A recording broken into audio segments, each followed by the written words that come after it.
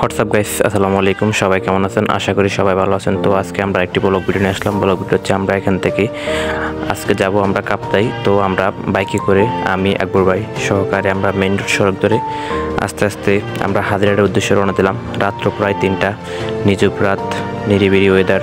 আমরা আস্তে আস্তে বাইক চালিয়ে আমরা প্রায় হাজিরার কাছাকাছি চলে আসলাম।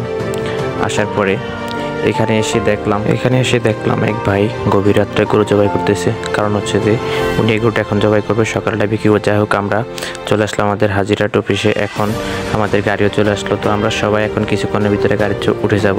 আমাদের সাথে জিএম স্যার এবং এজিএম স্যার, ডিজিএম স্যার সহ অনেকেই আছেন। তো আমরা চলে যাচ্ছি, এখন গাড়িতে চলে যাব। আমরা কিছু পথ আসার পরে দেখলাম এখানে বৃষ্টি পড়তেছে। যাই হোক, ভাবলাম সামথিং বৃষ্টি হয়তো আমাদের আনন্দটা হতে এখানে আজকে মাটি হয়ে যায় কিনা বলা যায় না। তারপরেও আমরা যাই হোক আমাদের গন্তব্যে আমরা চলে যাচ্ছি। কারণ আমাদের আজকের গন্তব্য হচ্ছে কাপ্তাই। তো আমরা লক্ষ্মীপুর মেন সড়কে চলে আসলাম। আমরা আস্তে আস্তে আমাদের উদ্দেশ্যে আমরা চলে যাচ্ছি আমাদের সেই গন্তব্যে। যাই হোক, আমরা চলে আসলাম গ্যাস নেওয়ার জন্য। এখান থেকে গ্যাস নেব। আমাদের দুজন স্যার খুবই আনন্দিত এবং ওনারা হাসতেছে। যাই হোক, গ্যাস না শেষ হলো, আমরা গাড়ি টান দিলাম। এখান থেকে টান দিয়ে আমরা অনেকগুলো পথ চলে আসলাম। আসার পরে আমরা ওখানে কেউ গাড়ির ভিতরে গান গাইতেছে। যাই হোক, গান টান গাওয়ার পর শেষে আমরা এখন চলে আসলাম ফেনী মহিপাল। এখানে এসে দেখি অনেক জাম। তারপরেও জাম টাম এড়িয়ে আমরা আস্তে আস্তে যাচ্ছি। কিন্তু আসলে বাইরের ওয়েদারটা খুবই খারাপ। এখানে খুব বৃষ্টি হচ্ছে, প্রচণ্ড বৃষ্টি হচ্ছে। আপনারা দেখতেই পাচ্ছেন আসলে বৃষ্টির কারণে সামনের দৃশ্যগুলো দেখাও যাচ্ছে না, এরকম বৃষ্টি। তাই আমরা আসলে আস্তে আস্তে গাড়ি ড্রাইভার ড্রাইভ করে নিয়ে যাচ্ছে আমাদেরকে। যাই হোক, আমরা এখন চলে আসলাম পরে সীতাকুণ্ড চলে আসার পরে এখানে এসে দেখি আসলে এদিকে কোনো বৃষ্টি নেই। যাক, তখন মনটা খুব খুশি হলো। এই জন্য খুশি হলো যে আমাদের আনন্দটা আমরা আসলে পুনরূপ আবৃত্তি ফেলো, কারণ আমরা আনন্দটা করতে পারবো। আসলে আনন্দ করতে যদি বৃষ্টি ঝড় তুফান হয় তখন আর আনন্দ হয় না। যেহেতু দেখলাম এদিকে এসে বৃষ্টি নেই, তার মানে আমরা হয়তো আনন্দটা আশাবাদী যে আমরা খুব সুন্দরভাবে এনজয় করতে পারবো। যাই হোক, আমরা এখন চলে আসলাম প্রায় চট্টগ্রামের কাছাকাছি। কিন্তু আমাদের ক্ষুধা লেগে গেছে। আমরা কিছুক্ষণের ভিতরে আমরা হোটেলে চলে যাবে খাওয়ার জন্য। যাই হোক, আমরা চলে আসলাম হোটেলে খাওয়ার জন্য। সাথে আমাদের জিএম স্যার আমাদেরকে নিয়ে যাচ্ছে একটা চিপার ভিতরে। এখানে আসলে ভালো ভালো খাবার খাওয়া যায়। সবাই খাওয়া দাওয়া শেষ করে আমরা গাড়িতে উঠে চলে আসলাম এবং আমরা এখন আবার এখান থেকে রওনা দিলাম সেই কাপ্তাইয়ের উদ্দেশ্যে। যে কাপ্তাই যেখানে আমাদের বিদ্যুৎ উৎপাদন হয়। আসলে সব দিক দেখা হলো, কিন্তু আসলে যে কাপ্তাই যেখান থেকে বিদ্যুৎ উৎপাদন হয় বা যেখান থেকে তৈরি হয়ে আমরা যে বিদ্যুৎ ব্যবহার করি, আসলে সেই জিনিসটা দেখার সৌভাগ্য আসলে সবার হয় না।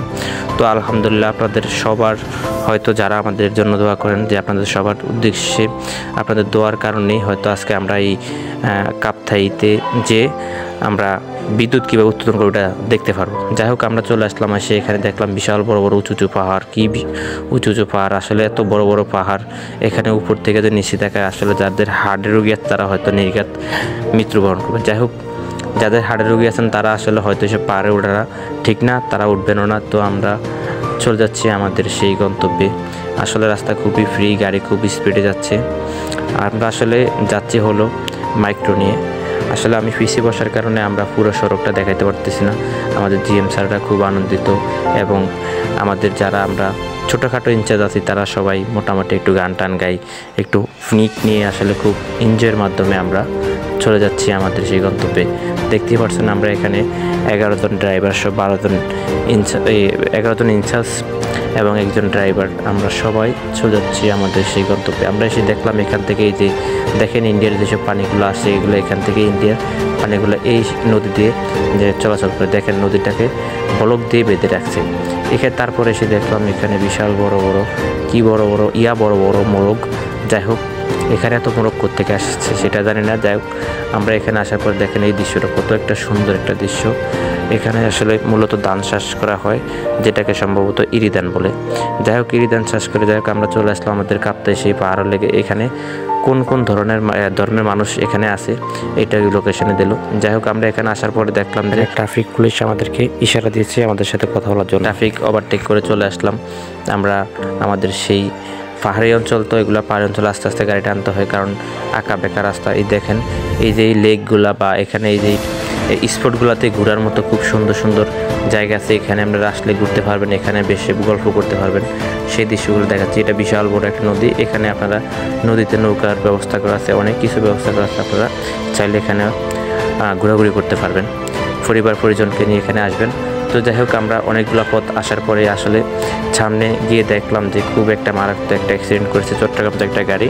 এখানে ঘুরতে পিকনিকে এসে গাড়িটা এখানে অ্যাক্সিডেন্ট করেছে। গাড়িটা এখানে অ্যাক্সিডেন্ট করায় আমরা এখান থেকে হেঁটে যেতে হবে, কারণ আমাদের গন্তব্য আর মাত্র 2 থেকে 3 কিলোমিটার আছে। যাই হোক, আমরা হেঁটে এখান থেকে চলে যাব। তো আজকের ভিডিওটা আমাদের এই পর্যন্ত থাকলো। আমরা আগামীকালকে নেক্সট ভিডিওটা নিয়ে আসছি।